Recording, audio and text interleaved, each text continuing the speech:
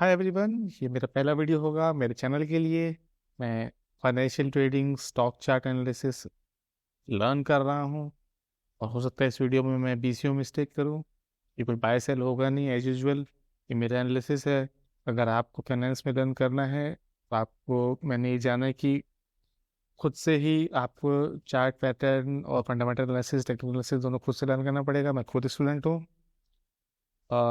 मैं अपना जो एनालिसिस है वो प्रेजेंट कर रहा हूँ।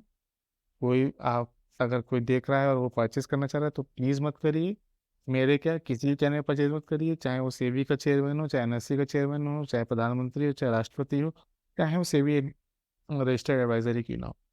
क्योंकि आप किसी भी स्टॉक को परचेज बाय कर सकते हो, लेकिन उसको होल्ड करने का कन्विक्शन आप किसी और से नहीं लेकर आएंगे। तो स्टार्ट करते हैं मेरा वीडियो। और आज का वीडियो है हमारा रिटेल का favourite stock IRCTC, Indian railway catering and tourism corporation. हम रिटेलर्स को ये स्टॉक बहुत भाया है। अगर हम इसको प्रीवियस हिस्ट्री में जाके देखें तो इसने एक बहुत ही बड़ा हाई बनाया था और ये 1000 के ऊपर जाके 1200 पे गया था। यहाँ पे स्टॉक स्प्लिट हुआ था और उसके बाद से ये करंटली डाउनफॉल में है, डाउनफॉल में है, डाउनफॉल में है और ये अभी इस सिचुएशन में है। तो अभी करंट एनालिसिस आज है 20 जून, और आज करंट एनालिसिस क्या कह रहा है ये मैं देखना चाह रहा हूँ। सबसे पहले सबसे पहले जो आप देख पा रहे हैं चीज़ यहाँ पे कि वॉल्यूम्स के आपको यहाँ पे ग्रीन कैंडल्स दिख रहे हैं और सडन वॉल्यूम इंक्रीज है। अगर आप देखेंगे 2023 के स्टार्ट से इतना वॉल्यूम कहीं था ही नहीं, है अचानक से इतना वॉल्यूम आया है। ये दिखा रहा है कि शायद किसी का इंटरेस्ट है इसमें जो हम नहीं देख पा रहे। राइट। अब हम थोड़ा सा इसको और पीछे करते हैं तो हम देखते हैं कि ये वॉल्यूम एक बार और आया था तो हल्का सा भले ही ऊपर गया था, लेकिन जब ये स्टॉक अपने पूरे शबाब पे था, जब स्प्लिट होने से पहले, तो आप वॉल्यूम कैंडल्स देख सकते हैं, तो लगातार इतनी वॉल्यूम्स आती थी। ठीक है। अब हम आते हैं कैरेक्टर एनालिसिस पर। इसको हम थोड़ा सा एक्सप्लेन करेंगे।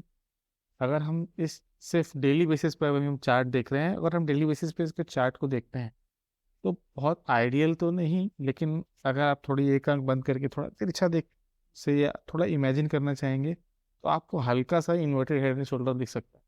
आइडियल नहीं है ऑफ कोर्स, बट अगर आप देखना चाहें तो आपको दिख जाएगा। तो अगर हम रफली ड्रॉ करें तो ये इसका लेफ्ट शोल्डर, ये इसका राइट शोल्डर। यहाँ पर हम देख रहे हैं कि ये पॉइंट मिसिंग है। यहाँ पर ही कैंडल हो सकती थी, नहीं है, इसलिए मैं कह रहा हूँ कि अगर हम देखना चाहें तो इस तरह से ये बन जाएगा, ये इसकी नेकलाइन हो जाएगी। और हम जानते हैं कि नेकलाइन की जो डेप्थ होती है वही उसका टारगेट होता है। तो हम अगर इसका रफली टारगेट अगर हम देखें, अगर ये इन्वर्टेड हेड एंड शोल्डर है वो कुछ 720 के आसपास आता है और अभी 667 में, तो अभी भी स्कोप है। राइट। क्लियर करते हैं ड्राइंग्स। और अब अ, अगर हम इसमें ट्रेंड लाइन ड्रॉ करने की कोशिश करते हैं, ठीक है, हम ट्रेंड लाइन ड्रॉ करने की कोशिश करते हैं। हम सिलेक्ट करेंगे ट्रेंड लाइन और ड्रॉ करेंगे कुछ कुछ इस तरीके से हम रफली ड्राइंग करेंगे। एक अगेन आप जिस तरह चाहे ड्रॉ कर सकते हैं। अगर हम यहाँ पे हम एक हम रफ आइडिया लेते हैं कि यहाँ पे क्या हम ऑब्जर्व कर पा रहे हैं, तो हम ऑब्जर्व कर रहे हैं कि यहाँ पे रेजिस्टेंस था। इसने दूसरी बार यहाँ कोशिश की, नहीं हुआ, तीसरी बार यहाँ कोशिश की, यहाँ बहुत तेज आ गया। मुझे याद नहीं है ड्रॉप क्यों आया था, शायद ओएफएस हो सकता है, ओएफएस आया था तब का है ये।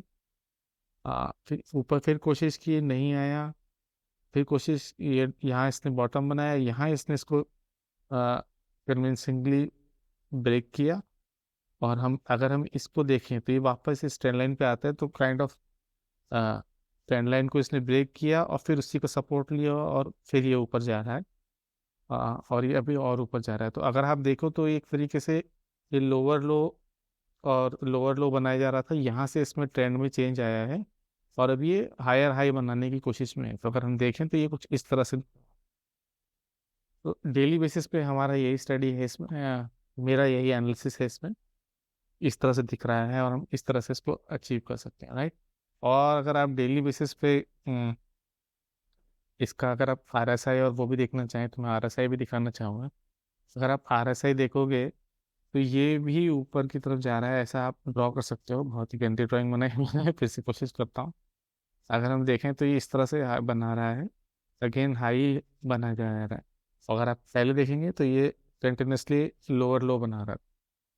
आरएसआई में भी एक अपवर्ड ट्रेजेक्टरी दिख रही है इस वक्त, 60 के ऊपर है। अगेन ये डेली बेसिस पर है। अगर हम सॉरी अगर हम एमएसीडी देखते हैं, इसको मिनिमाइज करके एमएसीडी को देखते हैं, एमएसीडी देखते हैं, तो यहाँ भी आपको एक बुलिश एमएसीडी दिख रही है। हल्का सा रेड आया था लेकिन अगेन ग्रीन हिस्टोग्राम्स वापस आ गए हैं। हल्का सा ड्रॉप, अगेन ग्रीन हिस्टोग्राम को भी डार्क ग्रीन आप देख पा रहे हैं। एमएसीडी का भी बुलिश ग्रीन है।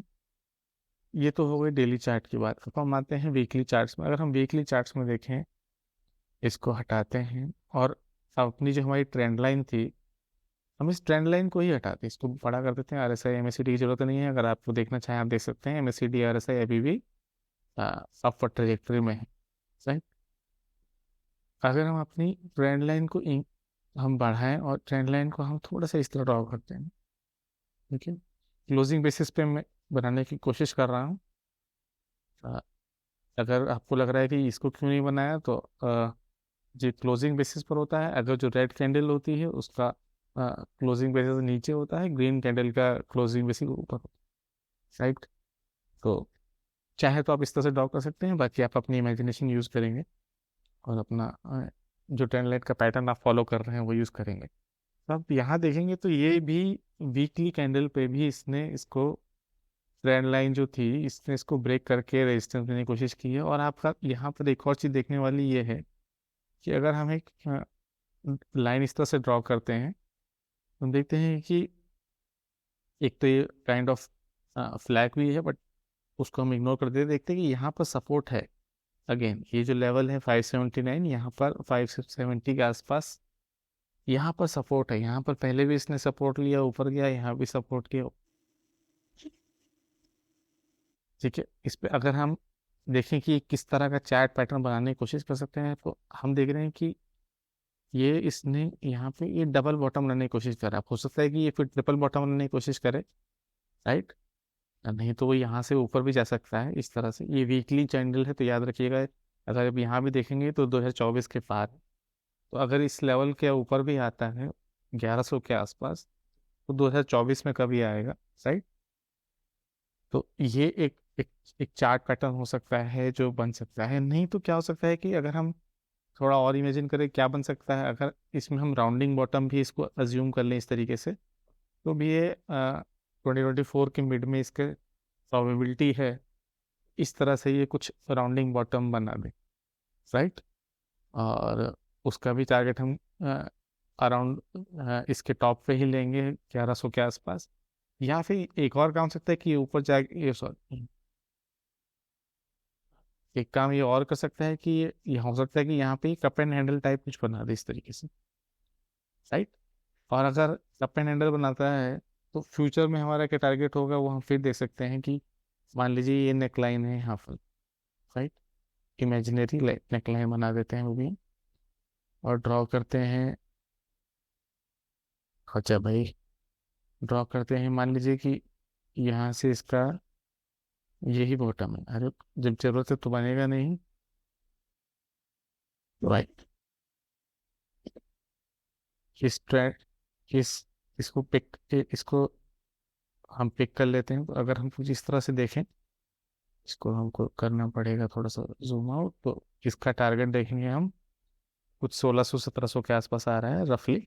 अजम्पशन है बहुत ही लंबा लॉन्ग टाइम के लिए है। तो बेसिकली स्टॉक मार्केट डिज़ाइन ही इस तरह होता है, बट स्टिल वो हम उतनी बात करें, फिलहाल हम IRCTC पे कॉन्सेंट्रेट करते हैं। तो कुछ इस तरह का टारगेट हो सकता है। वो ये भी यहाँ नहीं आएगा, ये भी कुछ यहाँ कहीं आएगा। तो अप्रैल के 2024 या फिर अप्रैल बोल रहा हूँ 2024 या मई के आसपास यहाँ नहीं कुछ चांसेस रहेंगे।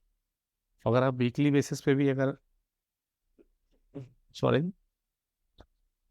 वीकली बेसिस पर अगर एक चीज़ नोटिस करते हो, तो अगेन अगर आप यहाँ वॉल्यूम्स देखते हो तो अल्लाह का कंटिन्यूसली ग्रीन कैंडल्स दिखाई दे रही हैं और वॉल्यूम में थोड़ा इंक्रीमेंट भी है, राइट। और अब आते हैं अपने RSI पे। अगर हम RSI ओपन करते हैं तो आप देखोगे कि RSI में भी एक डबल बॉटम टाइप बन रहा है, राइट। अब अगेन वो इस पॉइंट पर है कि ट्रिपल बॉटम भी बना दे। ये हो सकता है कि हल्का सा जूम करके ऐसा ऊपर जाए। ये तो उसके ऊपर है, क्लीन करते हैं ड्राइंग। अगर देखेंगे आप, ये यहाँ, ये यहाँ, अब ये जो पॉइंट है वो इससे हल्का सा ऊपर है, बट स्टिल आप देख सकते हैं इस तरह से ये कुछ करने की कोशिश में है। या तो सीधा यहाँ से ऐसे रगड़ता रगड़ता ऊपर जाएगा, हो सकता है एक बार फिर डिप लेके ऐसा जाए, या हो सकता है ऊपर करके फिर इस 60 की बाउंड्री को टेस्ट करके फिर वो ऊपर जाए। तो आरएसआई में भी हमको पॉजिटिव मोमेंटम हल्का हल्का दिख रहा है। ये हो गए डेली वीकली कैंडल के बाद। अब अपने आरएसआई को हटाते हैं,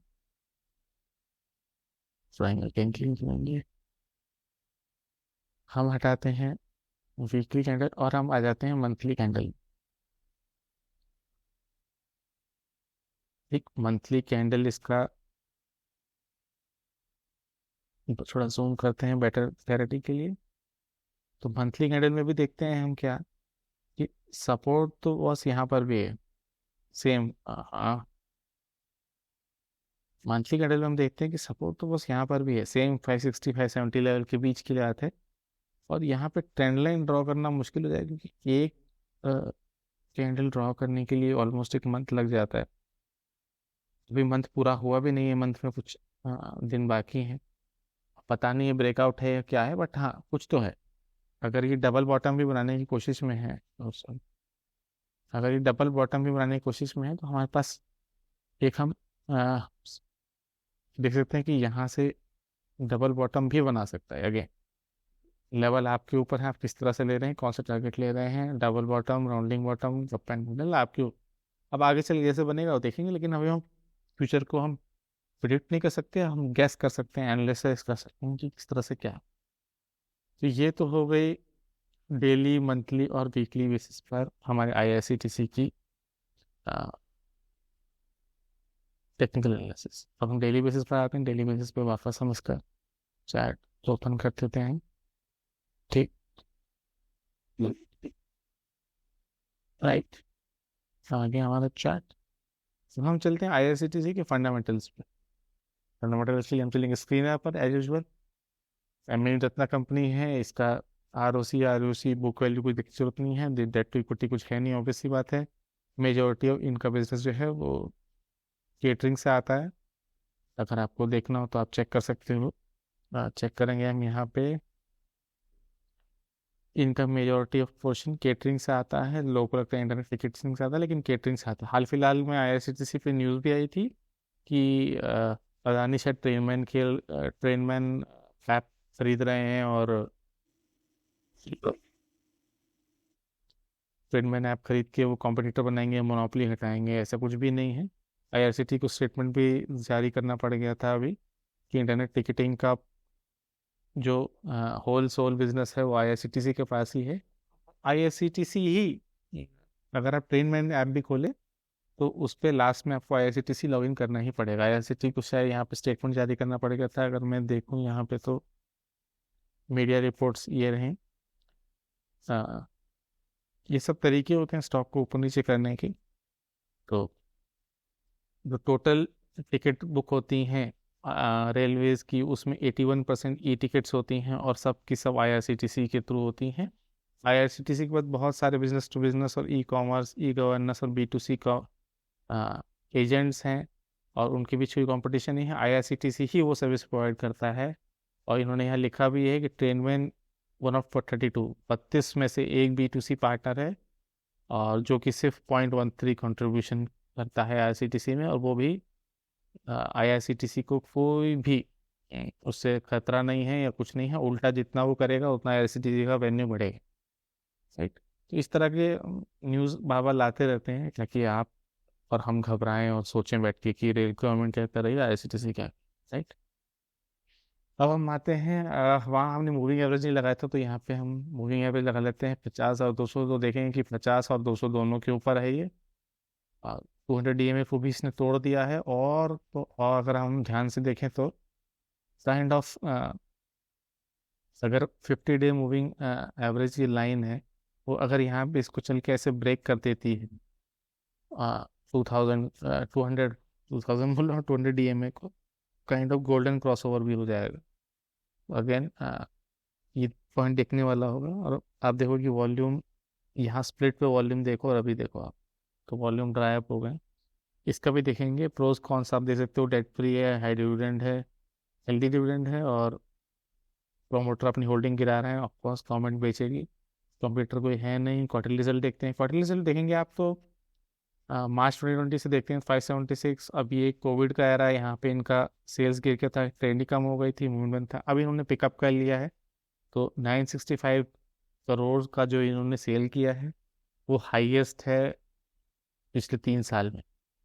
ऑपरेटिंग प्रॉफिट 325, 1 करोड़ कम है आप देख रहे हो, लेकिन स्टिल ऑपरेटिंग, क्योंकि ऑपरेटिंग मार्जिन कुछ कम हुआ है, पर स्टिल काफ़ी हेल्दी है। और आप देखोगे कि यही इसी ये सारे क्वार्टर्स को ऑलमोस्ट बीट कर रहा है। तो भले ही ऑपरेटिंग प्रॉफिट मार्जिन कम था, लेकिन जो प्रॉफिट बिफोर टैक्स है वो यहाँ ज़्यादा है। और same goes for net profit, यहाँ भी ज़्यादा। ठीक, अब हम आते हैं ईयरली बेसिस पे प्रॉफिट लॉस देखते हैं।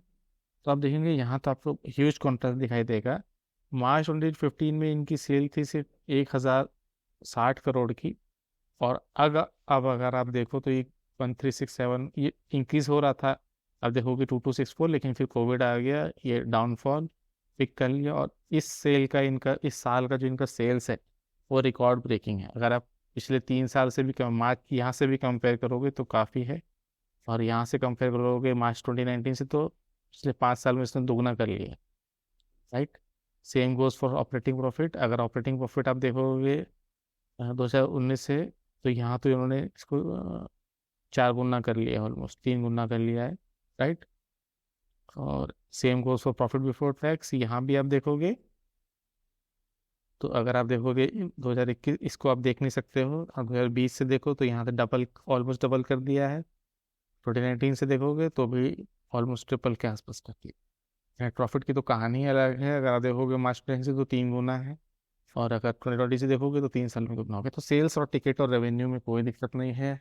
जम के टिकटिंग भी हो रही है, केटरिंग सर्विसेज भी जम के चल रही हैं, रेल नीर की वाटरिंग चल रही है, तीर्थ यात्रा भी फुल फॉर्म में चल रही है, ये रेलवे बहुत सारे इस तरह से बिजनेस है।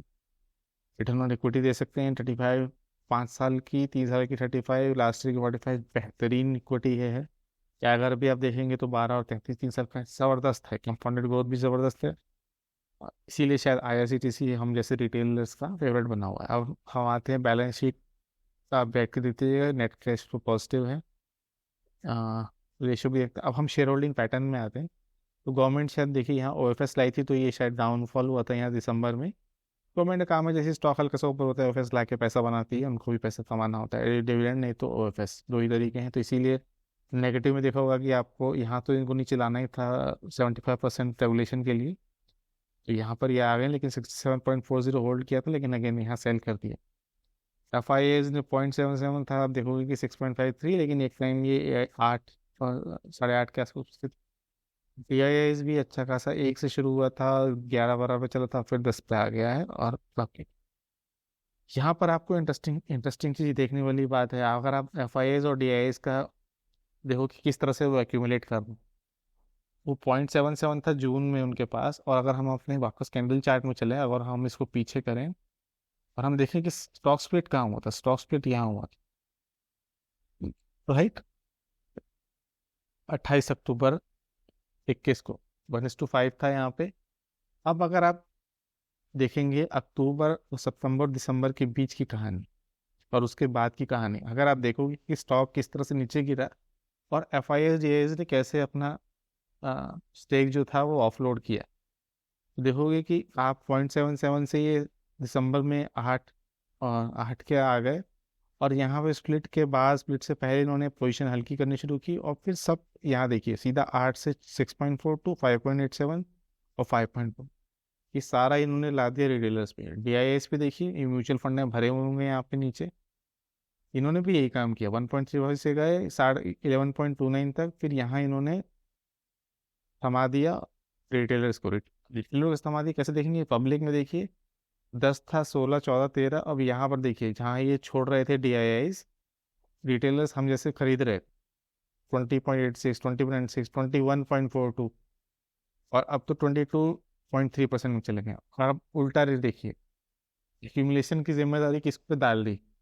हम जैसे रिटेलर्स पर कि हम इसको एक्यूमुलेट करें। अगर आप चार्ट पैटर्न आप देखें तो ये अप ट्रेंड में था, अब फिर डाउन ट्रेंड आया, और अब ये जो है एक्यूमुलेशन जोन है। अगर आप इसको देखोगे तो यहीं पे भटक रहा है, यहाँ से लेके ये पूरा एक्यूमुलेशन कर रहे हैं, कोई मूवमेंट नहीं है इसमें। तो एक्यूमुलेशन की जिम्मेदारी किस पर दी थी? रिटेलर्स पर। रिटेलर्स इसको यहाँ खरीद रहे हैं बैठ के, और वो अपनी पोजीशन ऑफलोड कर रहे हैं। अगर हम आते हैं वापस, अब क्या हो रहा है, अब उनका प्लान हो गया फिर से एक्यूमुलेट करने का। अब देखोगे तो 5.1 से 6.84, 6.5, यहाँ धीरे धीरे एफआईज ने बाइंग की है। डीआईएस को देखिए, 5.32 था, ये 5.57 हो गया, अब देखिए 8.73 और 10.06, अभी धीरे धीरे वापस पोजीशन बना रहा है। और खाली कौन कर रहा है? रिटेलर्स। तो ये टाइम जो है एक्यूमुलेशन का, अगर आपने सफ़र कर लिया है तो आप इसको छोड़िए नहीं। आप हल्के प्रॉफिट पे बेचना भी नहीं है, मैं तो नहीं बेचने वाला, मेरे पास पोजीशन है इसकी, और थोड़ा लॉस में है 5-10%, बट स्टिल मेरा गोल जो है वो लॉन्ग टर्म का है। मैं ना, मेरा गोल जो है वो डेली बेसिस कैंडल पे है ही नहीं, इंट्राडे मुझे आता ही नहीं है, एफ एन तो मुझे दूर दूर तक हवा ही नहीं है। मेरा स्विंग और पोजीशंस के लिए के लिए देख रहा हूँ, तो मेरा जो टारगेट और पोजीशनिंग है वो वीकली और मंथली बेसिस पर है। मैं अभी इसको होल्ड करूँगा, और मेरा ऐसा assumption है कि मैं इसको या तो ये डबल बॉटम या राउंडिंग बॉटम बनाया, मैं इसको 1000 पे मिनिमम थोड़ा सा ऑफलोड करूँ, और फिर जिस हिसाब से कप हैंडल बनाए या जिस तरह से भी ब्रेकआउट दूँ फिर देखा जाए।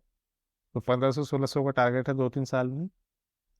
टेक्निकल और फंडामेंटल्स भी ठीक हैं इसके, है ना। तो बीच बीच में इस तरह की न्यूज़ आती रहेंगी न्यूज़पेपर क्लिपिंग्स पे कि सरकार बेच रही है, अंबानी आ गए, अदानी आ गए, टाटा आ गए, बिरला आ गए, इस तरह की आप आती रहेंगी। इसीलिए कह रहे हैं कि, इसलिए मैंने शुरू में कहा था कि आप स्टॉक खरीद सकते हो, बेच सकते हो किसी भी फाइनेंशियल एडवाइजर से भी, रजिस्टर्ड एडवाइजर कहने पर, लेकिन वो कन्विक्शन आप कहाँ से लाओगे? कन्विक्शन आपके अंदर ही होना चाहिए, तभी आप होल्ड कर पाओगे। वरना हर न्यूज़ पे बेचोगे और हर ड्रॉप पे आप उसको अक्यूमुलेट करने की जगह उस पर लॉस में निकले। तो ये थी कुछ एनालिसिस आईआरसीटीसी की। लाइक शेयर सब्सक्राइब करिए। मैं ये आपको कह नहीं सकता कि कोई क्वेश्चन हो या रीज़न हो तो आप पोस्ट करिए, मैं आंसर करूँगा, क्योंकि मेरी अंडरस्टैंडिंग बहुत ही लिमिटेड है। बेसिकली मैं अभी बिगिनिंग जर्नी में हूँ, अपने स्टार्ट कर रहा हूँ एनालिसिस और चार्ट पैटर्न्स। तो हाँ, मैं आपको शायद आंसर जवाब ना दे पाऊँ कि क्या है क्यों है। हो सकता है कि मैंने 10-15 गलतियाँ भी कर दी हूँ। अगर आपको लग रहा है कि मैंने कुछ गलती करती है, अगर आप शेयर करना चाहते हैं, मुझे करेक्ट करना चाहते हैं, तो प्लीज़ करिए। मैं तो लर्निंग फेज में हूँ, जितना आप मेरे को सिखाओगे मैं उतना सीखूँगा। तो ये थी कुछ मेरी अंडरस्टैंडिंग फंडामेंटल और टेक्निकल बेसिस पर ICTC के लिए। अगर आप अगर कुछ शेयर करना चाहते हो ICTC के बारे में, आपका कुछ थॉट प्रोसेस है, प्लीज़ शेयर करें। और अगर आप सब्सक्राइब कर दोगे मेरे चैनल को तो अच्छी बात है। फिर मिलेंगे किसी और वीडियो में फंडामेंटल टेक्निकल एनालिसिस और न्यूज़ के बेसिस। Thank you.